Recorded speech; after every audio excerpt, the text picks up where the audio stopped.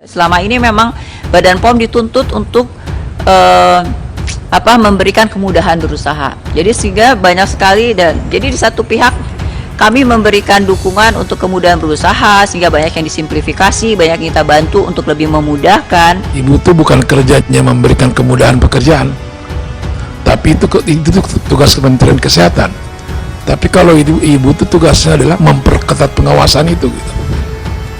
Nggak ada istilahnya itu ibu untuk mempermudah apa, tapi ibu kalau memang itu salah ya salah. Tugas ibu agak berat memang ya di Indonesia ini gitu ya. Kenapa di Indonesia agak berat? Karena para pengusahanya ini nggak kayak di Eropa ya.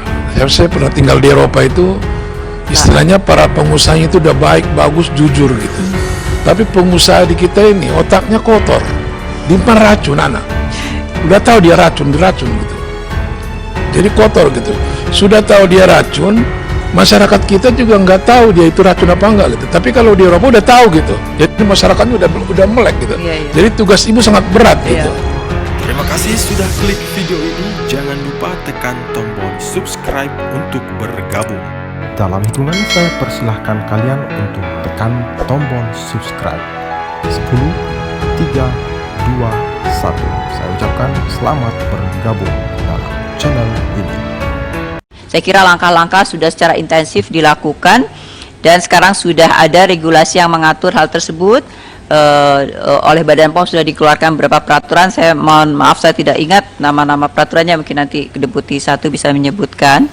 Tapi sudah lengkap, kami sudah berkoordinasi dengan secara intensif dan maraton bersama dengan lintas sektor terkait, Bea Cukai, Kementerian Perindustrian, Kementerian Perdagangan, dan kami juga merekomendasikan dengan satu rapat, dan saya sendiri sudah membuat surat langsung pada para menteri yang terkait bahwa peraturan yang dikeluarkan oleh Badan POM karena menyangkut pada bahan pelarut yang digunakan oleh industri obat juga harus dilengkapi oleh Kementerian Perdagangan ya dalam hal ini ya, untuk pemasukan dari bahan pelarut tersebut walaupun tidak digunakan oleh Badan POM tapi harus melengkapi sehingga ada banyak pencegahan. Jadi ada banyak titik yang dilakukan untuk melakukan pencegahan sehingga tidak terdeviasi masuk ke dalam industri obat. Nah, selain daripada itu juga ada beberapa langkah-langkah. Yang pertama adalah tentu kami sekarang lebih memperkuat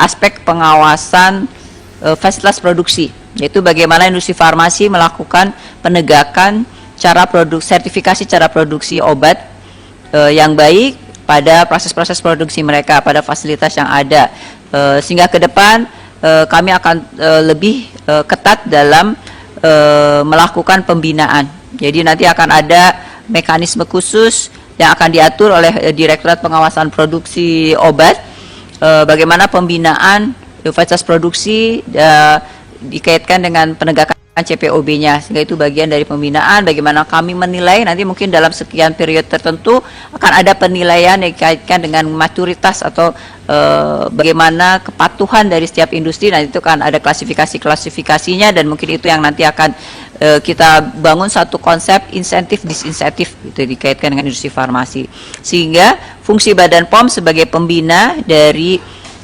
maturitas atau kepatuhan Badan POM dalam menegakkan CPOB itu akan terukur dan terinformasikan ya secara transparan pada masyarakat dalam hal ini. Jadi akan ada perubahan hal tersebut. Kemudian jadi peraturan-peraturan dikaitkan dengan pre-market, sertifikasi, dan juga lebih penegakan lagi dari kewajiban ya mereview, lebih mencermati pelaksanaan kewajiban dari industri farmasi dalam melakukan upaya pengujian ya, yang harus memang kewajiban dari mereka industri farmasi sesuai dengan CPOB yang diberikan kepada mereka untuk juga melakukan pengujian untuk setiap pemasukan penggunaan dari bahan baku ya, ada pemasukan bahan baku, plus juga dengan melakukan pengujian pada produk jadinya berdasarkan cemaran yang sebelumnya tidak ada standarnya. Sekarang sudah ada di dalam tadi farmakope yang diterbitkan, farmakope yang revisi yang baru ya, revisi baru farmakope yang diterbitkan oleh Kementerian Kesehatan yang sudah menegakkan aturan dikaitkan dengan pencemaran EG dan DEG, sehingga ke depan tentunya akan ada lagi langkah-langkah secara aktif yang harus dilakukan, dan itu akan diawasi oleh Badan POM dikaitkan dengan pengujian EG dan DEG untuk setiap batch produk yang dihasilkan oleh industri farmasi. Kemudian nanti minta dilengkapi ya, apalagi regulasi-regulasi baru ya yang kita keluarkan. Gimana? Kodeks makanan. Oh, untuk pangan. Ini bicara tentang obat, Bu. Ya. Nanti pangan ada waktunya. Jadi ini adalah untuk, nah, kemudian juga penggunaan pelarut itu memang tidak hanya ada di obat, tapi juga di suplemen kesehatan, di vitamin, suplemen kesehatan, vitamin anak yang cair dan sebagainya, dan itu juga kami tegakkan terus untuk lebih mengevaluasi, lebih juga kami, dan obat tradisional. Jadi strategi yang juga akan ditegakkan nanti mungkin dari Kedeputian 2 saya minta untuk lebih menjelaskan ya, dikaitkan dengan langkah-langkah yang akan dilakukan, karena memang penggunaan pelarut juga sangat intensif dilakukan di obat tradisional, dan pemberian sertifikasi cara produksi obat tradisional yang baik juga akan kita review kembali. Ya, selama ini memang Badan POM dituntut untuk memberikan kemudahan berusaha. Jadi sehingga banyak sekali, dan jadi di satu pihak kami memberikan dukungan untuk kemudahan berusaha sehingga banyak yang disimplifikasi, banyak yang kita bantu untuk lebih memudahkan.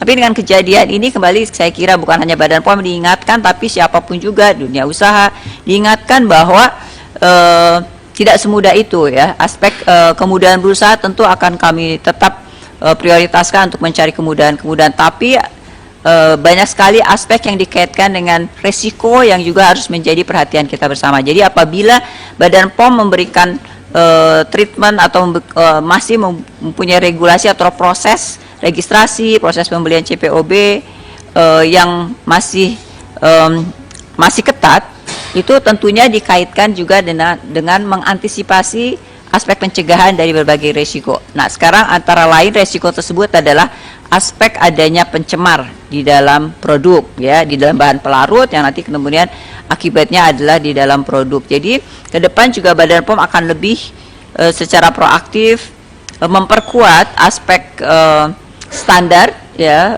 secara proaktif mencermati pencemar-pencemar. Jadi standar yang dikaitkan dengan pencemar tidak hanya EG dan DEG.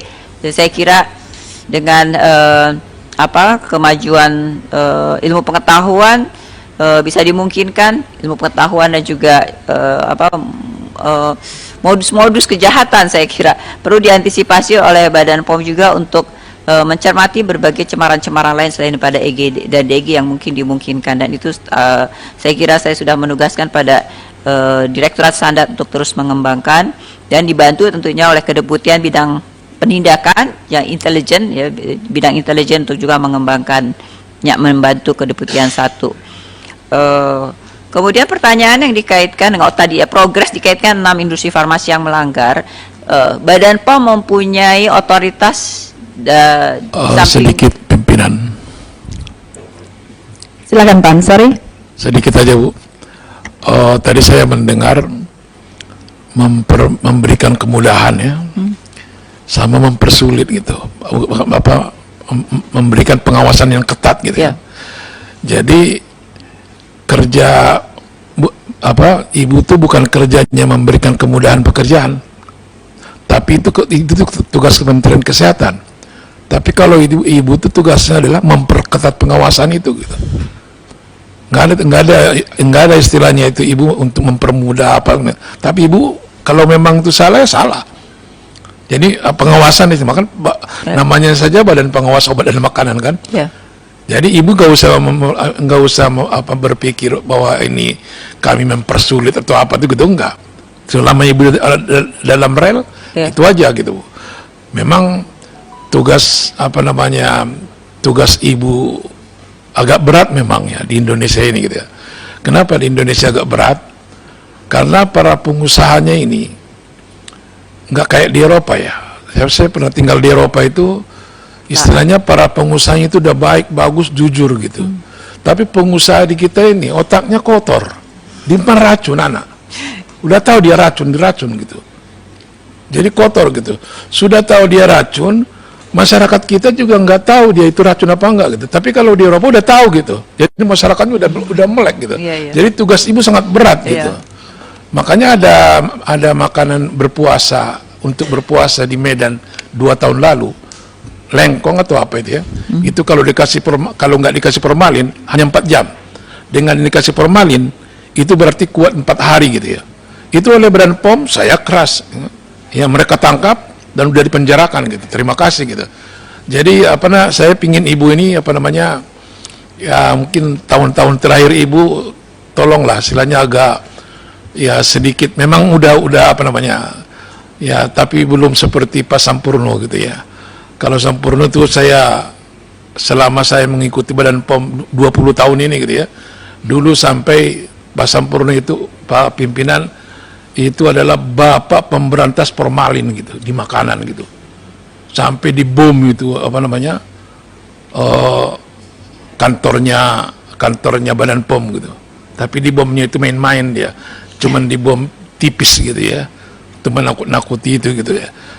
Jadi Sampurno tegas dia. Sampai rugi itu, saya tahu yang rugi itu, beberapa yang rugi itu. Triliunan itu. Yang pengusaha di laut, di mana, di ini apa gitu. Ya, saya juga ibu sudah bagus saya lihat, cuman perlu perlu lagi Dibom. Tapi jangan takut bom. enggak ada yang bom. Yeah. Ya, tapi ini yang saya lihat ini, jadi para pengusaha itu sebenarnya melihat yang mereka takuti, lebih takut mereka Badan POM daripada polisi gitu. Mereka lebih segan, lebih ini gitu, daripada kepolisian gitu. Karena semuanya di ibu sebenarnya ini. Makanya mudah-mudahan sangat aneh sebenarnya Indonesia sudah merdeka 70 tahun lebih tidak memiliki undang-undang Badan Pengawasan Obat dan Makanan ini gitu. Mudah-mudahan segera diketok di paripurna. Terima kasih pimpinan.